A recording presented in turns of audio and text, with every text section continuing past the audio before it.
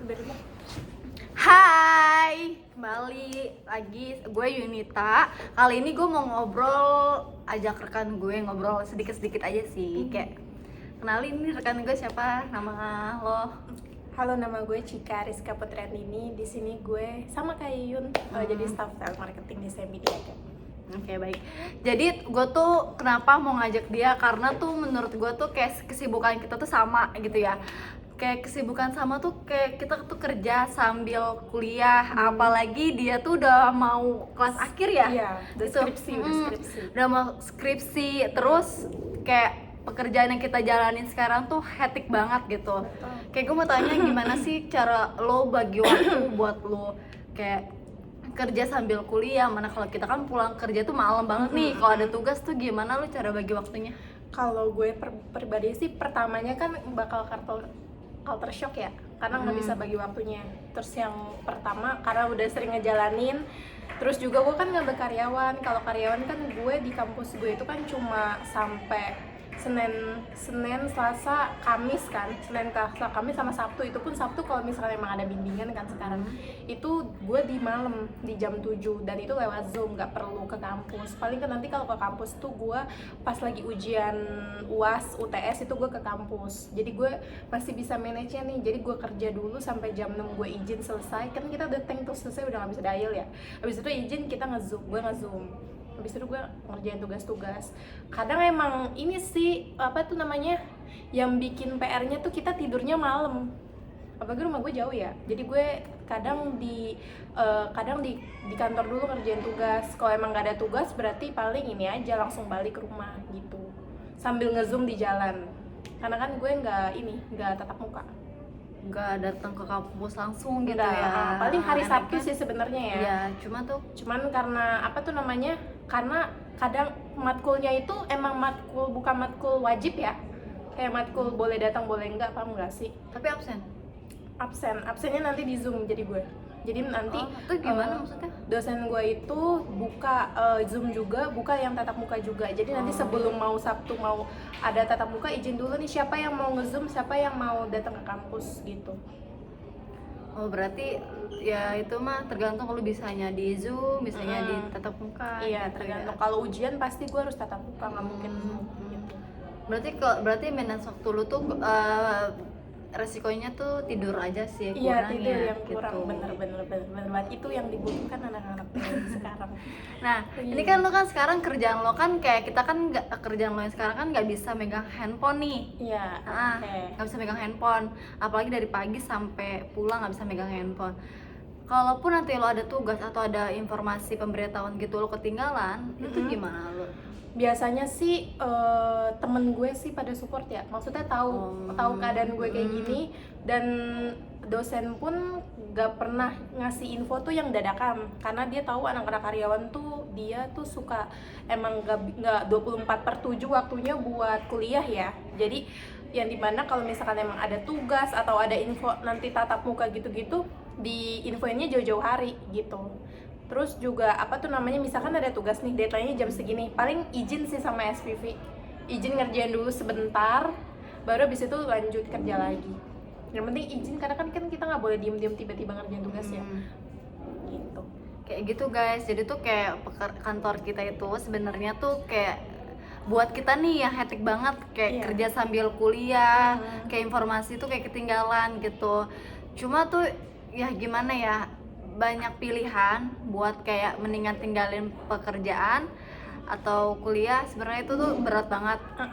Tapi kalau misalkan kita bisa ngejalaninnya bareng ya udah jalanin. Tapi kayak buat lo nih, kalau misalkan lo dikasih pilihan, lo lagi semester 8 dan kerjaan lo tuh penting, kayak lo sekarang tuh butuh banget, kayak kita kan harus bayar kuliah gitu ya.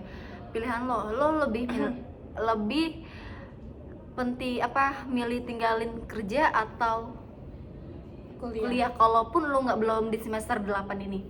Kalau gue belum, kalau misalkan emang nggak ada toleransi dari kantornya atau gimana? Nggak, jadi kalau misalkan nih ya, kalau misalkan nggak ada toleransi dari kantornya, Kalau menurut gue, karena kan gue mikirnya ke depan ya, dan terus selama kerja pun nggak mungkin kita nggak punya tabungan dong. Jadi menurut gue mending gue resign dari kantor sih. Jadi gue tetap majuin kuliah gue, karena kan menurut gue tanpa kita S1 kita kan maksudnya kayak gimana ya, kita kan belajar kan biasanya kita kan udah anak kuliah nih, kita kerja tuh buat nyari uang buat bayar kuliahnya. Sedangkan kalau misalnya kita berhenti kerja itu kita nggak bisa kuliah. Mindsetnya jangan kayak gitu, maksudnya kita kuliah tetap jalan, kita cari lobang-lobangnya, kayak misalkan ngambil beasiswa atau kita itu cari kerjaan yang lain yang bisa yang bisa ngebantu kita bisa nge-manage waktu kuliah kita. Maksudnya kerjaan kan di sini kan nggak cuma ini aja ya, maksudnya bisa di tempat lain banget. gitu. Sebetulnya itu sih yang penting sih, pada intinya kalau misalkan apa-apa sih kita komunikasi, itu paling penting. Komunikasi antara atasan dengan sama dosen, sama teman gitu-gitu. Iya, komunikasi jadi ya. Harus bisa benar-benar manage sih waktu yang baik itu gimana, sama komunikasinya. Kayak misalkan pendekatan dulu sama SPV-nya. Kalau misalkan kita udah deket nih, jadi kan enak ya kalau misalkan udah dikasih celah-celah waktu buat ngerjain tugas dan lain-lain gitu. Penting sih kepercayaan ya, hilang gitu ya. Terus lebih kalau kita kan target banget nih. Iya. Kalau kita percaya kita bisa memumpuni target pada saat itu, kita pasti bakal dikasih reward juga sama SPV kita. Gitu. Nih kalau ngomongin masalah target nih, karena kalau lu kan bukan jurusan dari komunikasi ya. Bukan. Nah, tapi kerjaan lu tuh harus berkomunikasi dengan nasabah tapi melalui telepon gitu kan. Nah, gue pengen ini nih minta pendapat lo atau gimana gitu, karena gue jadi bagian dari jurusan komunikasi gitu ya. Gimana sih cara lo biar nasabah itu bisa mau sama apa yang lo berikan gitu? Cara komunikasi lu kepada nasabah, kalau bahwasannya kan banyak banget nih ya guys, kalau dari telepon itu kan takutnya penipuan atau kan lebih banyak tuh kayak penipuan gitu ya telepon. Banyak yang nggak mau tuh nasabah, tapi gimana caranya intonasi kita tuh komunikasinya tuh jalan. Gimana cara lo? Kalau gue pribadi ya, kan maksudnya gue juga ada pengalaman buat jadi MC dan lain-lain. Intonasi tuh pasti udah udah ada pengalaman buat konfirmasi buat intonasi tuh kayak gimana ya, ngomong sama audiens, ngomong sama nasabah, sama lain-lain. Dan juga pasti sebelum kita kerja pasti ada TNC atau SOP dari semi-niaganya, kita udah diajarin nih harus gini-gininya, do and dance-nya itu gimana. Terus di manajemen gue pun ada pelajaran manajemen pemasaran. Nah itu tuh salah satunya konfirmasi buat pemasaran atau buat nge-guide audiens buat mau konfirmasi ke kita tuh ada yang namanya telemarketing juga nih, telesales atau telemarketing by telepon. Dia tuh ada, maksudnya ada mekanismenya, ada step-stepnya nih biar mereka tuh pada percaya tuh gimana. Pertama, intonasi benar tuh kata Yuyun tadi. Yang kedua, bikin nasabah percaya dengan kayak misalkan do by action sih. Kalau misalkan sebelumnya kan kita kayak selamat pagi gini, terus kita kan harus tanya dulu sebelumnya ada kayak kendala atau halangan nggak dari pemakaian dari semi-niaga sendiri. Maksudnya kan kita bantu nih cari solusi ke dia. Setelah kita cari solusi ke dia, berarti kan nasabah tuh tahu nih kita udah punya wawasan dari semi-niaga, maksudnya tentang semi-niaga. Nggak mungkin dong nih orang penipu, paham nggak sih? Terus kan kita juga konfirmasi segala macam sampai tahap akhir kan pasti ada TNC atau ada pemutaran akad. Itu yang bikin ngeyakinin sih kalau misalkan nasabah itu bahwasanya kita tuh betulan dari telemarketing semi-niaga gitu. Jadi intonasi, tata cara itu susun katanya, terus sama kasih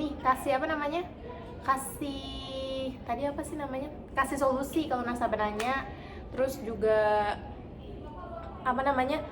tanda ucapan terima kasih, dia udah mau dengerin kita dan dia juga mau udah kita bantuin. Biasanya nasabah pasti kalau misalkan itu kan bakal care ke kita ya. Ya betul. Kadang tapi nasabah tuh susah kayak, kok data saya tuh sudah ada gitu. Oh kenapa biar gitu. itu? Kok bisa tahu data saya gitu. Sebenarnya sih kalau misalkan nasabah semi-niaga, kenapa kita konfirmasi ini data-datanya kembali, kan kita harus ngomong dari awal ya sebelum kita konfirmasi segala macamnya, ngejelasin tempat tinggal, pokoknya peraturan-peraturan yang harus kita tanyain dari semi-niaganya sendiri pas closing. Itu kita ngejelasin kalau misalkan dari bank itu sifatnya privacy ya, nggak bisa apa-apa tuh langsung kirim atau enggak langsung dikonfirmasi ke orang itu. Kita kan juga harus ngejaga data nasabah juga, atau kalau misalkan kita nelpon tiba-tiba itu bukan nasabahnya, kita yang kena kan. Iya betul. Gitu. Jadi lebih ke yakinin sama intonasi sih Yun, menurut gue, sama susun kata. Jadi gitu guys, kalau misalkan gue butuh banget saran dari dia gitu ya kan. Nah, karena ini udah 10 menit. oke, jadi gue pengen minta ini kayak kasih pesan buat lo gitu, kayak anak muda yang sekarang yang udah semangat kerja, nyari uang, terus dia ngejalanin kuliah dengan pesannya, tapi solusinya jangan nikah ya. Oh enggak dong. Itu Jangan nikah solusinya guys, jangan nikah gitu. Secapek apapun ya kegiatan yang kita jalanin gitu, orang kalau mau sukses pasti dia pahit-pahit dulu. iya benar. Nah, kasih pesan buat lo Cik, buat yang nonton nanti video kita. Iya, oke. Buat anak pemuda yang sekarang di umur kita Gen Z bukan sih? Kita ya Gen Z. Ya, Gen Z ya. Buat pemuda sekarang yang semangat banget, dia capek atau nyari uang buat keluarga, buat kuliah. Apalagi generasi sandwich ya. Iya. Pesan dari gue sih anak-anak Gen Z ya, maksudnya kita tuh di sini udah globalisasinya udah ada, terus juga perubahan perkembangan teknologi itu udah banyak, semua tuh dipermudah dan juga bisa harus bisa kita manfaatin dari waktu ke waktu. Menurut gue secapek pun kalian atau yang namanya itu tuh namanya perjuangan tuh nggak mungkin mengkhianati hasil. Ada kalanya kita emang pasti sedih-sedih, nanjak dulu, capek dulu, tapi pada intinya nanti pas di akhir tuh kita bakal lega, kita bakal bakal kayak gila gue berhasil, walaupun dulu tuh gue nangis terseok-seok ya. Akhirnya kita berhasil. Yang penting tuh lo harus tahu tujuan goals lo tuh, anak-anak Gen Z zaman sekarang disusun goalsnya sekarang tuh kayak gimana, terus juga mau kemana, harus terarah. Jadi biar nanti pas kita mau ngegapai itu, kita maksudnya kita udah tahu tuh tujuan kita ke sana. Tapi pasti di dalam prosesnya itu nggak mungkin mulus-mulus aja, pasti ada durinya atau kesandung dulu lah. Nah itu kita yang ingat sama Tuhan kalian masing-masing, pasti Allah nggak mungkin ngasih yang nggak terbaik buat kita semua gitu. Yang penting tujuannya tepat sama berusaha terus menerus, karena setiap usaha itu nggak mungkin mengkhianati hasil, dan tetap semangat gitu. Nah, denger tuh pesan dari Cika, pejuang banget nih guys. Kan ini juga pejuang guys. Oke, baik ya. Cika, terima kasih banyak ya lo buat udah bisa ngobrol sedikit sama gue. Pokoknya lo sehat selalu, lancar terus kuliah lu, juga, amin. kerja lu. Ya doain gue skripsinya lancar. Iya, mau skripsi guys dia, semoga lancar, nggak ada halangan, nggak ngulang revisinya. Amin ya. Makasih Cika. Bye bye.